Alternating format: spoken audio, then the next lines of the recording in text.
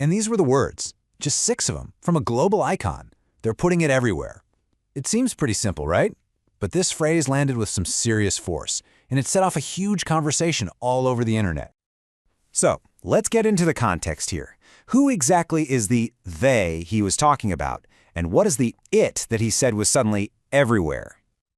Well, that voice belonged to none other than hip-hop legend Snoop Dogg. And the target of his comment? The growing presence of LGBTQ+ themes in entertainment made for kids. He wasn't just making a casual observation. He was taking a pretty firm stand on a very sensitive topic. But here's the thing. This was way more than just a random soundbite.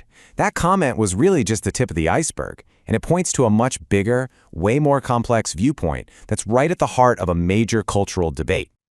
Okay, so first up, let's break down the spark itself. What was the real core of his message, and why in the world did it resonate so strongly and so differently with so many people? So when you boil it all down, Snoop Dogg's stance is basically this. He feels that the push for LGBTQ+ representation in kids' media has just become, well, excessive. His main concern seems to be that it's normalizing these topics for really young kids, maybe before they're ready to process them. But it's really important to remember, this isn't just about one celebrity's opinion. His words were like throwing a match on gasoline. They landed right in the middle of a cultural conflict that's been simmering for years, giving a powerful new voice to one side of it. And this whole conflict really boils down to 2 very different priorities. On one side, you have advocates who argue that we need to normalize diverse experiences to create a more understanding and accepting world. But on the other side, you have critics who argue for protecting what they see as childhood innocence, believing parents should be the ones to decide what's age-appropriate. So let's dig into the argument for inclusion first. Why do advocates believe that this kind of representation in kids' media isn't just a nice idea, but something that is absolutely essential?